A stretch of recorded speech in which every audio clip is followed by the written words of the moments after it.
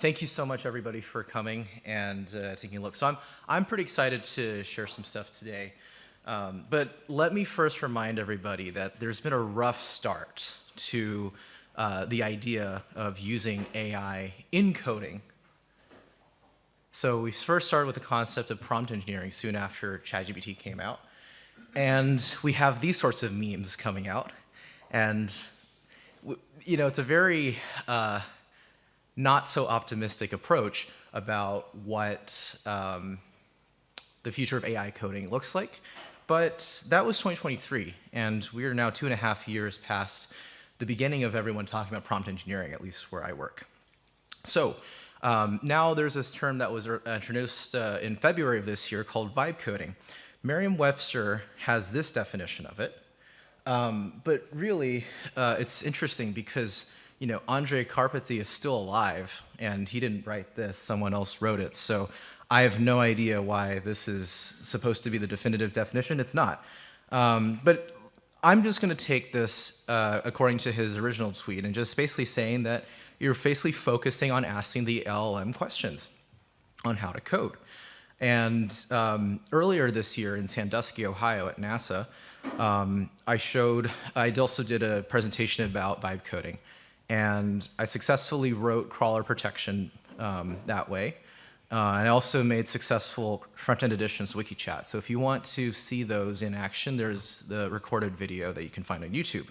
But I notably failed to create successfully a passkey authentication extension.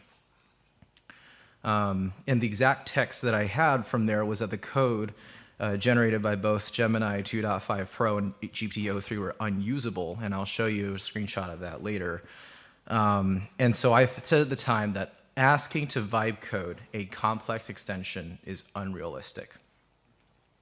Well, since then, it's really interesting that I presented that on May 14th. 3 days later, Microsoft announced that GitHub Copilot agent mode was announced. And some people were like, well, Jeffrey, you work at Microsoft. How do you not know that? Yeah, it's very siloed, so I don't get access to that information.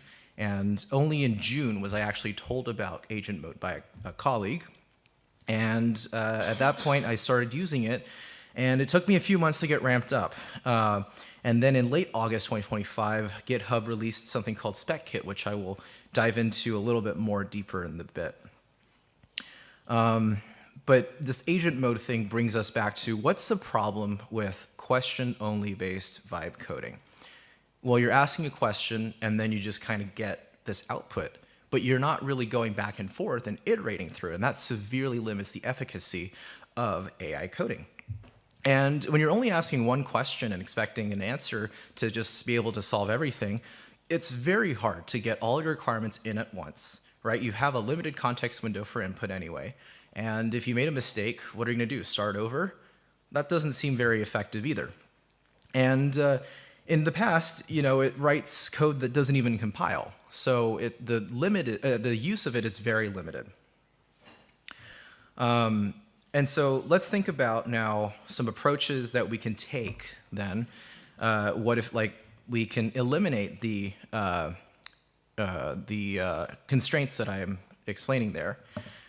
So vibe coding is just going off of vibes. Should we just do that? But if we don't have a structure, it still makes things a little difficult. So I want us to rethink the approach a little bit, right? Humans write code usually in a way, we're not really supposed to do this, but we usually write code first and then write the docs for it later. Because let's be honest, right? When your boss tells you to do something, do you tell him, okay, I'm gonna go to Jira and plan out this story. Oh yeah, I've got every idea, every single method, listed in my head. No, you just go in and code. That's what makes coding fun, right? But that's not really how an LLM works. An LLM, you're telling it to do something. And so when the LLM is doing the actual coding, you need to tell it what to do. And that comes with specs. And so the community has evolved towards something called spec-driven development. What does it mean? Well, it says you write those specs first, you tell it what you want it to look like, how it should be done, and then the LLM will write the code for you based off of those specs. Used to be a waste of time to write specs. It's something that you might find at NASA, right? And that's important because you don't want people to die on the rockets. But usually code doesn't kill people, so people just say, screw it, we don't need these specs. But now it's actually exactly how you get the LLM to do what it does. Now, before anyone says, hey, this is not vibe coding, just wait. I'll show you what I've been able to do, and then you can be the judge of it. Anyway, it provides a structured approach for coding, and SpecKit is something that GitHub released in the last few months that basically helps facilitate that for a greenfield project. But I haven't used SpecKit very much, and I wanted to focus primarily on just being able to get it working for MediaWiki.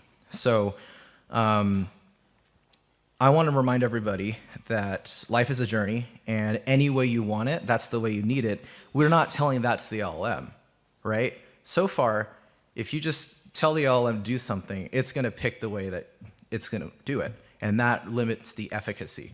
We should be the ones telling the LLM, do this.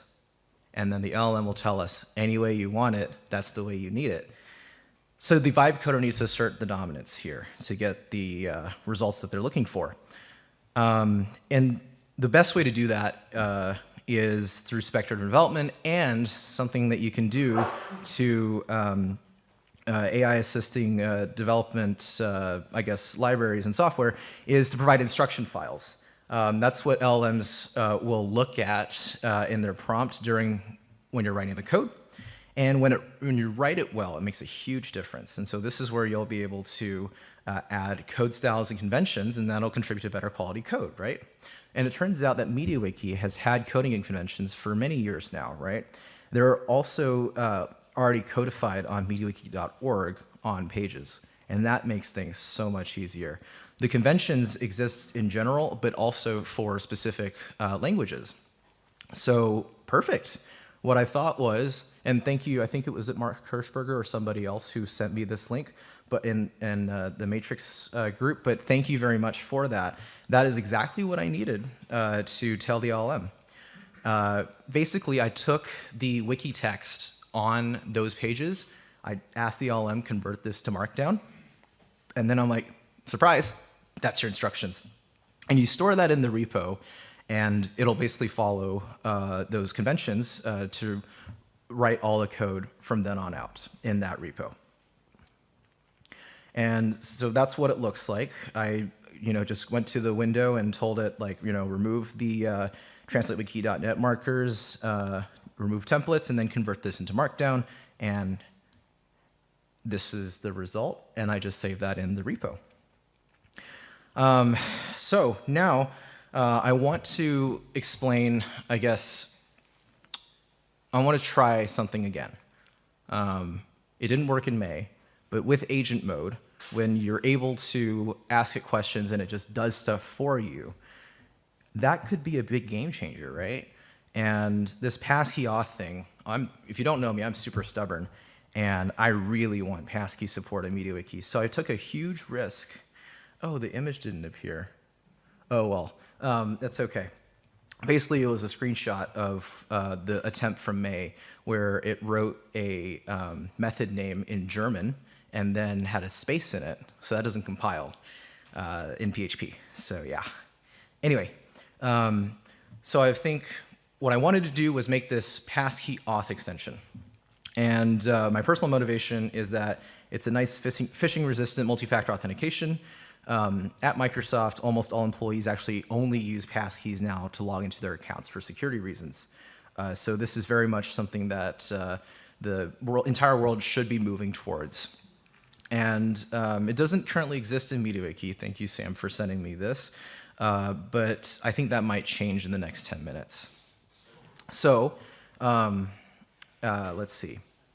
So I wanted to follow a few development rules for creating an extension using vibe coding. So I will write those implementation specifications to do it myself. I will add the LLM coding instructions files to the code base, which I already showed you. I will read the code that it generates and try to understand it. I will not personally write code if I can help it. I make an exception for starter code and very few exceptions as well. But yeah, then I will use GitHub Copilot with Claude Sonnet 4.5 to ask it to write for me. And then I will test the code it writes manually on a browser. So the development timeline, I landed in London on the 25th of October. And then on the 26th, I woke up and I'm like, okay, it's time for me to start this presentation and to start this passkey auth extension. Today is the 29th. I don't know of any people who write auth extensions in 3 days. But I was like, screw it, I'm going to do it. Yeah, you might be confused if this is in chronological order. It is. You can notice that the 26th of October is when summertime ended in Europe. And this brings up a very good point. I just want to emphasize that if you tell me that a certain time is an Eastern Standard Time during the summer, I'm going to show up to your meeting an hour late. It is not Eastern Standard Time, it's Eastern Daylight Time. And this is exactly why it matters. Thank you for coming to my TED Talk. Anyway, so yeah. Basically, it only took about 3 days worth of time, and part of that was just setting up MediaWiki 1.43. So what did I do after I got the instructions down in Markdown? Well, I basically told it to create an implementation plan. I listed out the specific details that I wanted, that I really needed it to follow. So using a specific WebAuth and PHP library in Composer, use pluggable auth as the base, and the database table definition, stuff like that. It's also cut off at the bottom, but I go into detail of like, I want these two special pages, one to create passkeys, one to manage them, and et cetera. And I basically tell it, fill the Markdown file with all of this. And I use Claude Opus 4.1 because that is the heavy-duty model that Anthropic offers, and that's perfect for writing stuff like this. So that's the implementation plan that it ended up spitting out. And this is not it, by the way. There's like a lot more on the right. But then what I do is I was in ask mode here, but then I switched to agent mode. Well, usually. Instead, I switched to something called beast mode. And what exactly is beast mode? So agent mode in general just means that instead of just giving an answer, it can actually go through and change stuff, and then it'll iterate through different iterations until it gets to like an eventually consistent state of where it's happy that it's resolved your query. Beast mode is an agent mode that they have added like a custom chat mode where they have these instructions that it takes a different approach from the standard vanilla GitHub agent mode. And this was introduced to me by a colleague, and I found it very helpful. So I used it for this one as well. But yeah, basically, when created the implementation plan, I am going to now feed it into agent mode. And this is where I go to using Claude Sonnet because agent mode does not support using Opus. But Sonnet does a fantastic job of agent mode. And all I told it to do was implement this plan to create the MediaWiki extension. And I fed in the file. And it started with this, made a plan to like a concrete implementation plan with a checklist. And then I went to sleep for 30 minutes, and then I woke up, and it had written about 8,000 lines of code in docs with basic unit tests, as I asked it to. And I checked. All the intended functionality was present. It even uses dependency injection like I wanted it to. But it doesn't work immediately. So I went to the browser, and first things first, I saw this error, and I put it back into agent mode. I'm so lazy, I don't even tell it like, hey, I got this error. What does this mean? Paste. No, I'm just like, I just paste it in, but it understands. And it says, I can see the issue. And then it goes and reasons through it with system one, fake reasoning. And then it goes through and fixes that. So rinse and repeat. That's basically the process that I go through until one magical moment it actually works.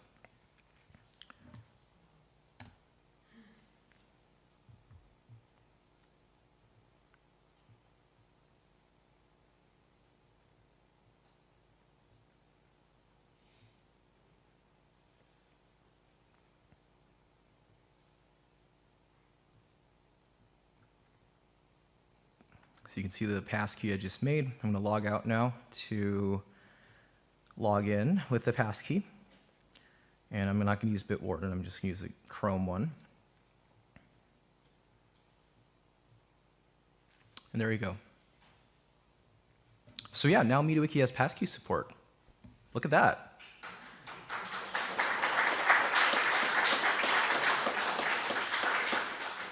Thank you. So you can actually try it for yourself, passkeytest.mywikis.net.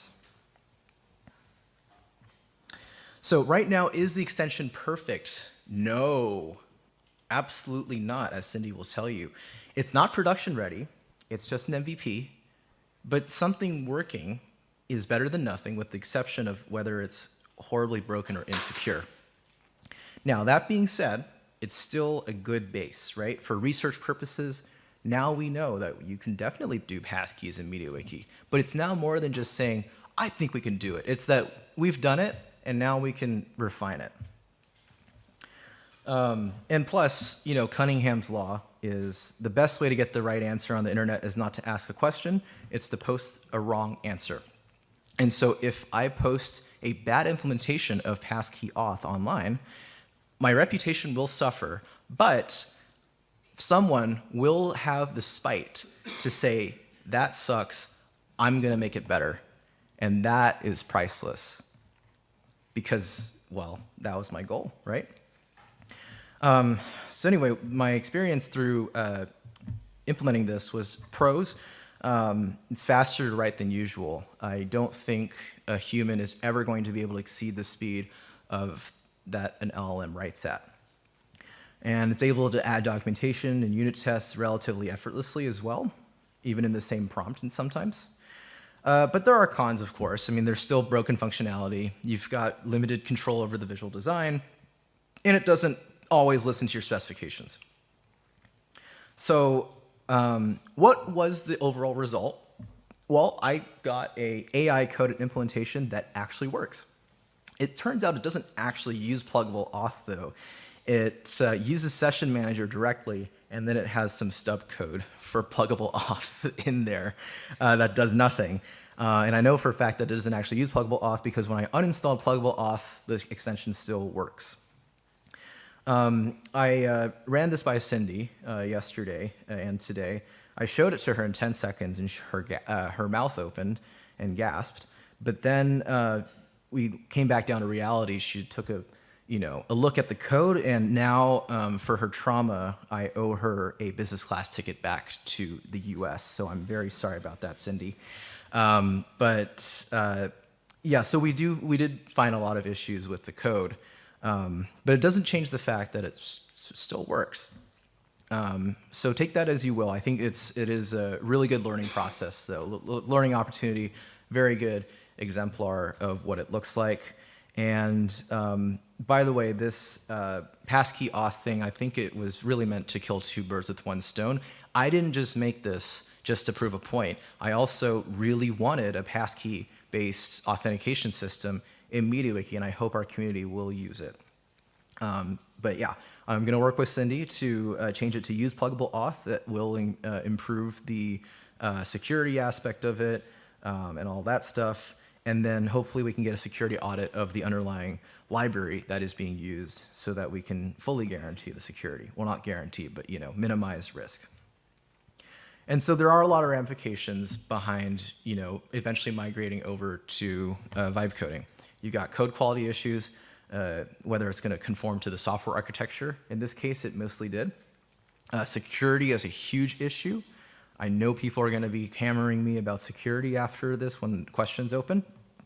And folks also ask, does vibe coding, does it just mean that any person who doesn't even have a CS or a coding background, are they suddenly going to be able to write the next, major MediaWiki extension? And so I'll open that to the audience. I personally think not as of right now. There's just so many details that I still had to pay attention to during the course of the vibe coding. But it's certainly an interesting approach. But that brings it back to the basic question of, is this considered vibe coding? And I want to point back to Andre's original post where he defined and invented the term vibe coding. And his description matches what I did. So I would consider it vibe coding because that's literally what the inventor said. Some people would say that it's AI-assisted coding. That's fair. I'm not here to debate words, but I think the semantics defining what that means is important.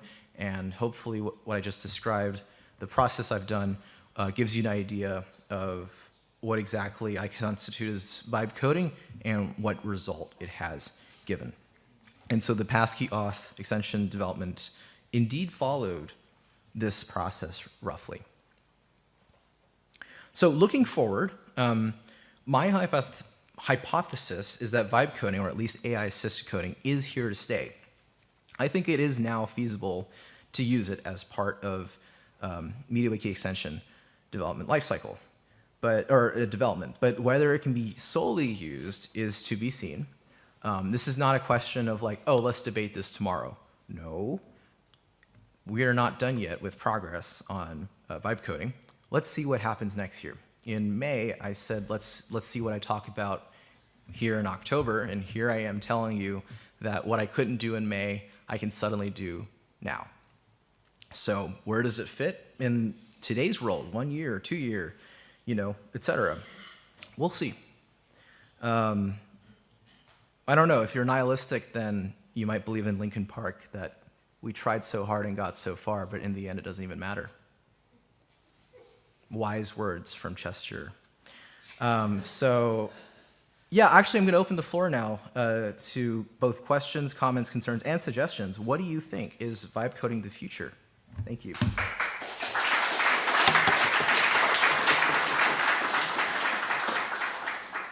Awesome. Thank you so much for the great talk. There is one question online, and it came earlier, so I think I will just do the online question first. Sure. So it's from Wang. Can a spec writer with zero coding experience come up with a good spec for coding? If not, what are the first 3 most important skills needed before spec writing? Dad, I'm jet lagged, so that's too tough of a question.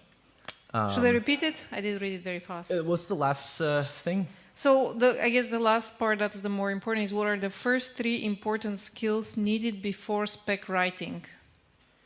Thank you, Dad, for the question. That is my father.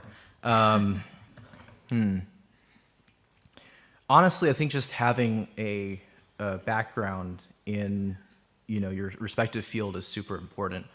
If you're an electrical engineer, then you should probably know all your circuit-related stuff before asking LLM how to help you design your next project in Cadence.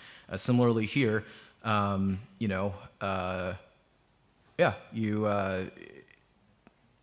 think this, at least for me, writing the specs comes with experience of if I had to deconstruct my previous code that I've written before vibe coding became a thing, then what did I have to do in order to get there? So, the HDMI cable. Okay, so I think that answers the question. Other questions in the room? Yeah, thanks, great. I think Jonathan first. And let's try to make this quick. I want to answer everybody else's questions. Sure. Wow. So that was eye-opening, and also I'm utterly horrified by it in a lot of ways. Yeah. My question for you is, so your plan here is to take this and further develop it and put it through a security review. And my concern with this is, for the longest time in the history of coding, it has taken longer time to write code than it has to review it. And are you concerned at all about the prospect of people essentially telling you to go away because you actually haven't reviewed any of this code, and it's probably like 5 to 10 times longer and more indirect and more complicated than it probably should be? It's a great question. It's one that I deal with now at work as well on a daily basis, and it's something that I think us in the worldwide developer community needs to think about how we're going to approach the results of vibe coding. I think it should be the developer's prerogative to to review it. For me, I wrote this and presented it to you today because I wanted to show you what could be done in 3 days, and I didn't want to keep, adding it on. I just wanted to give scientifically an example of what would be done. But yeah, actually, I was hoping that we would have more discussions today over dinner to, really think about what are the most effective ways, what are the safest ways that we can keep a check on this new manner of coding. Because I want it to be effective. I really want it to be. And that could look like right now just using this as a base and then rewriting it from scratch by yourself as a human. That's fine, but at least it'll save you time. Or maybe there are parts of the code that you can reuse. So what remains to be what happens to this code base remains to be seen. But yeah, this is meant to be a conversation starter, not necessarily a prescription on what to do. Awesome, thanks. I think here is the next question. I just want to make a small comment, and I feel a little bit sorry, but I can convince what you say. It's possible coding with no coding experience, and you just answer it by your the first question. You did this in 3 days because you have a coding experience and you That's know correct. how to handle this one. That's correct. And if I have somebody with no coding experience, they will have no chance. They will create something, but not the thing they want to create. So Right. Right, exactly. Yeah. Yeah. Thank you for that comment. Yeah, I agree. Okay, lots of questions here. One more. So I have a small comment and a question. The comment is, like, you had the slide with the pros and the cons. Okay. And I think something that I rarely see on the side of the pros is that, like, writing specs is so much more abstract than the concrete technology. It's actually, like, it makes me somewhat independent of the concrete technology I implement something in, which for me is the greatest advantage of using AI assistance. And then you had the slide with the development plan that was like 6 steps. And I have a sort of critical question, because I think you had 1 point out of the 6 that was the thing that you didn't want to do, which is actually write the code. And in my personal experience, like, the just writing the code is not the thing that takes up a lot of time. I would say, like, understanding my problem so well that I can write the specs completely and such that the LLM can implement it, and testing, reading the code, that's the part that's time intensive. So I would say, like, if I just look at these 6 steps, even if the AI could spit out the code immediately with no time, that wouldn't be a big time win for me. Just like writing the code once and understood everything, it's never a bottleneck for me. So how much time do you think you actually saved, like, let's say on this particular project, if you implement it in a technology that you're very, very familiar with? Is this a rhetorical question or an actual question? Is this a rhetorical question or an actual question? It's an actual question, Okay. like, because I Then try my to answer is- compare to my personal My answer experience. is that it depends on the person. Some people type slowly. Other people don't really write specs very quickly, or write specs quickly, and they don't really, mind about these things, and they fill in the blanks. Everyone develops differently. I don't think it's fair to prescribe a certain way for everybody. So I think the efficacy also depends on the person, the kind of person you are. But I also, the reason why I've been giving talks about LLMs and AI in the past few conferences is because this is a new technology. And, I don't want to be that one person in the 1950s or the 1980s who, or the one algebra teacher who gets a TI-84 and is like, my students will never be using this contraption. We'll be doing everything by hand. That's insane in today's world, right? Of course you're going to use a TI-84, TI-Nspire, whatever, Casio, right? A graphing calculator. And it's the same thing here today. We need to learn this whether you like it or not. Whether you use it or not is still up to you, but it's up to you to decide how effective it is in your workflow. For me, it's probably going to be a lot more of a time saver than for you. That is a difference in philosophy, but I think that's totally fine. So any other questions, just feel free to, we can talk about it over dinner, but thanks everybody for listening. Appreciate it. Hold on. We are okay with one more question. Oh, He has okay. been waiting patiently, Okay, perfect. Actually, we do want to hear from Cindy. Yes. Well, is this on? It's on. Is it? So yes, since Jeffrey asked me to review it and used my name in the presentation, I figured it was only fair to give my perspective to him. And he and I discussed this earlier as well. And I will say, echoing a comment earlier, when I heard about this, I was equal parts horrified and amazed.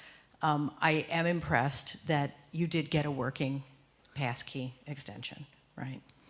I asked how many lines of code, and it was 8,000 lines of code, which I think is a little bit excessive. There was dead code in there. There was some code that was usable. I will first of all say that he has successfully nerd-sniped me into wanting to take this and create an actual working extension from it, and I will probably be working on that a little bit later. I think the value of this approach can be helping with some of the boilerplate, the research, the finding the right, hopefully finding the right library to use. And I would think of using a scalpel to excise out the parts of the code that interact with that and maybe pulling that and using that in an extension. But most of the code that it generated, and I will say that when I looked at it, first he told me 8,000 lines, and I looked at it and I'm like, what is all of this stuff? And a lot of the specification that he created in order to generate the code also is in that repository.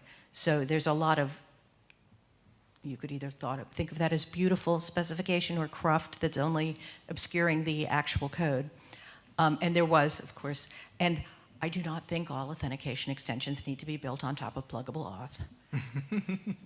I think that there's a role for pluggable auth, but it did actually have some structure for pluggable auth in there that was not used. In fact, it had an authenticate method which always returns true. But I guarantee that is inert code, dead code, because I removed pluggable auth. But is that a and it good works. thing? Oh, no, that part's not a good thing, but it's still safe So, for now. Yeah, so Yeah. I think you can very quickly generate a lot of really, really bad code, vibe coding. I think vibe coding, or what I prefer to refer to as AI-assisted coding, can help you in some aspects of the coding journey to do some of the routine boilerplate things faster and perhaps actually even more fun. That's the thing that I've learned over the last 6 months by dabbling with AI-assisted coding, was that often coding is a very solitary experience, and I actually found myself lecturing, mentoring, arguing with my AI assistant, my junior intern, about what I was developing, and it actually sort of made the coding process a little bit more fun. But I didn't just start and say, spit out the code. To me it was much more of a crafted, do this little thing for me, make this little change, and then I'd do a diff and say, okay, what did you actually do? Okay, did I actually write code faster? I'm not 100% sure. Maybe it made it a little bit more fun, though.